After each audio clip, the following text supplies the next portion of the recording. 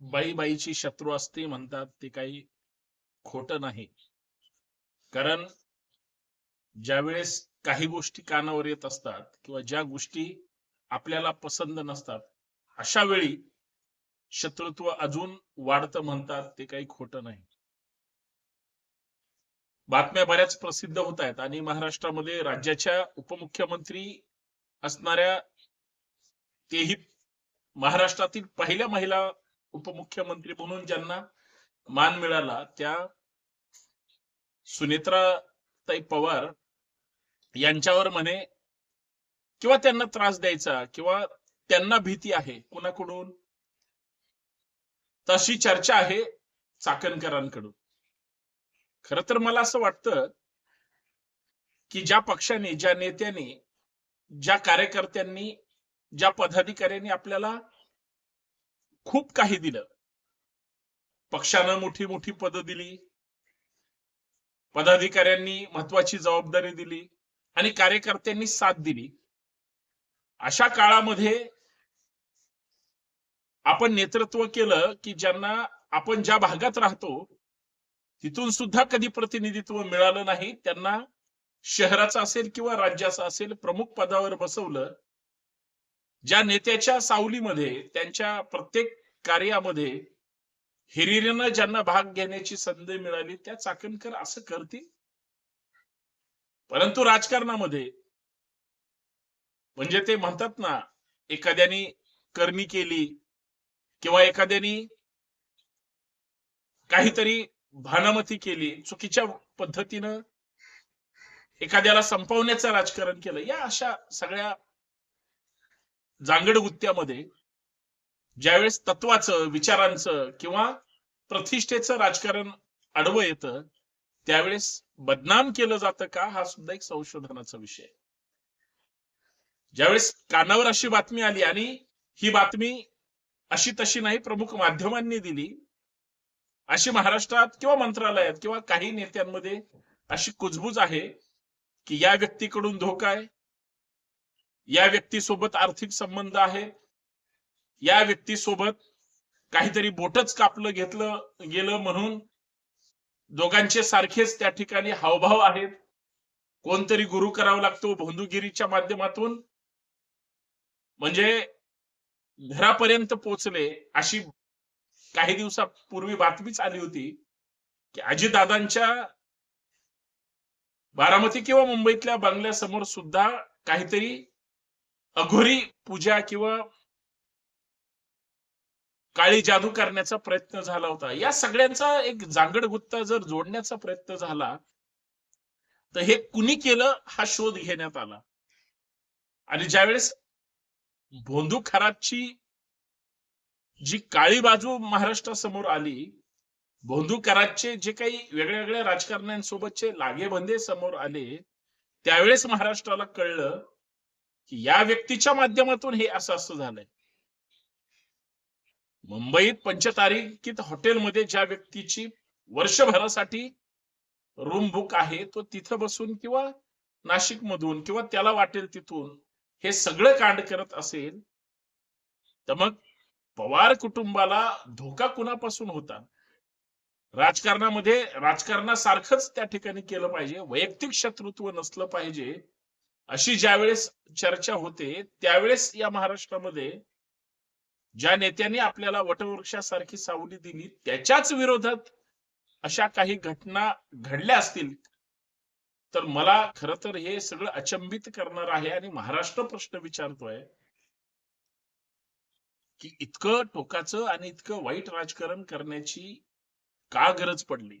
आणि याच प्रमुख मुद्द्यावर मित्रांनो चर्चा करायची आहे.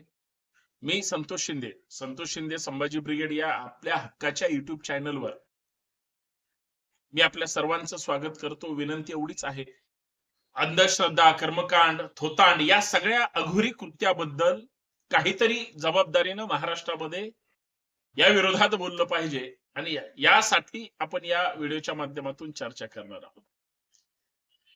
भयंकर गोष्टी महाराष्ट्रामध्ये घडतायत आणि भयंकर गोष्टी घडवणारे समाजकारण, राजकारणामधले देखणे चांगले चेहरे ज्यांचा ठसा आहे महाराष्ट्राच्या राजकारणामध्ये, महाराष्ट्राच्या राजकारणाची फार मोठी अखंड परंपरा त्या ठिकाणी आज पण लोक जर बुवाबाजीच्या आणि इतर गोष्टीच्या नादी लागत असतील तर हा महाराष्ट्र कुठं चाललाय. या पुण्यातून सत्यशोधक विचारधारा ज्या महात्मा फुलेंनी त्या ठिकाणी रुजवली, चालवली आणि मोठी केली, त्याच विचारधारेनं चालणारा हा महाराष्ट्र, पुरोगामी विचारांचा महाराष्ट्र, नंतर शाहू महाराज असतील, आंबेडकर असतील किंवा या सर्वांच्या अगोदर छत्रपती शिवाजी महाराज असतील, यांच्या विचाराने नटलेला आणि घडलेला हा महाराष्ट्र आहे. तो एवढा तकलादू आणि चुकीच्या गोष्टीकडे कसं काय वळला, हा संशोधन विषय. कोण कुणाचा शत्रू आहे, कोण कुणाच्या विरोधात काम करतंय, हा संशोधनाचा विषय. पण असं का घडतंय, राजकारणामध्ये तुम्हाला काय मिळवायचंय? राजकारण असं नसतं. त्या काळचंही राजकारण तसं नव्हतं, मधल्या काळातलं सुद्धा नव्हतं ना आता सुद्धा नाहीये. एखादी महिलाच महिलेची शत्रू होते, हे कानावर न बसणार. ठीक आहे, राजकीय वैर असावं, पण एवढं धोका निर्माण होईल इतकं विशिष्ट पद्धतीचं राजकारण. अजितदादांच्या मृत्यूबद्दल सुद्धा त्यांच्याच कुटुंबातली माणसं, कुटुंबातली सदस्य ताकदीनं बोलायला सुद्धा तयार नाही. तिथंच महाराष्ट्रामध्ये वेगवेगळ्या चर्चा आहेत आणि परत त्यांच्याच आता कुटुंबातल्या सदस्याबद्दल असं राजकारण हे का केलं जात आहे? पूर्वीचं राजकारण जर आपण पाहिलं तर राजकारणाच्या किंवा नेत्यांच्या देहबोली जर पाहिल्या तर टोकाचं काहीही बोलायचे, पण ज्यावेळेस समोर यायचे किंवा एकत्र बसायचे त्यावेळेस पक्षीय अभिनिवेश बाजूला ठेवून चर्चा करायची, सर्वपक्षीय किंवा इतर काही गोष्टींच्या संदर्भात. आज जर भीतीदायक राजकारणाची परिस्थिती झाली असेल, राजकारणाचा दर्जा जर इतका खालच्या थराला गेला असेल तर अजब आहे ना हे. आणि हे कुठंतरी थांबलं पाहिजे. मला असं वाटतं कुणी कुणाला धमकी दिली, कोण वाईट नजरेनं कुणाकडे पाहतंय, अर्थात सुडाच्या राजकारणानं हा विषय जेवढा गंभीर आहे तेवढा दुर्लक्ष करून चालणार नाही. पण हे का कोण करतंय किंवा का करण्याची मानसिकता हे झाली, हे सुद्धा विचारणं म्हणजे काळाची गरज होऊन बसले. याचा तपास होणार आहे की नाही? म्हणजे तो भोंदूगिरी करणारा नाशिकचा अशोक खरात हा तर घाणेरडा आणि डेंजर आहेच, पण त्यांनी ज्या राजकारण्यांना, ज्या नेत्यांना किंवा ज्या पद्धतीचं हे सगळं एकमेकांची सेटलमेंट आहे, चर्चा आहे, संवाद आहे, संपर्क आहे किंवा कनेक्शन आहेत वेगळी, याच्या चौकशाच होणार नाहीत. विमान अपघाताची चौकशी होणार नाही. उपमुख्यमंत्री पदाच्या त्या मोठ्या व्यक्तीला कोणतरी असं सुडानं काहीतरी धमकावतंय किंवा अशी चर्चा आहे, याच्यावर कुणीच तपास करणार नाही. म्हणजे काय चाललंय महाराष्ट्रामध्ये?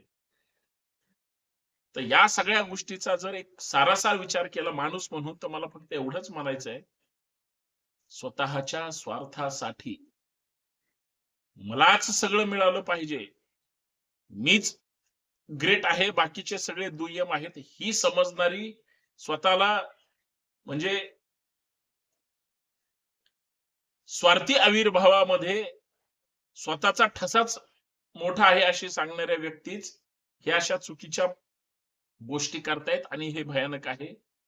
पण जेवढं हे सगळं भयानक आहे तेवढं महाराष्ट्राच्या राजकीय संस्कृतीला म्हणजे धक्का देणारं आणि आत्मपरीक्षण करायला लावणारं सुद्धा आहे की महिलाच महिलाची शत्रू होते, ही कल्पना सुद्धा करणं अवघड आहे. आणि म्हणून मी ही चर्चा केली.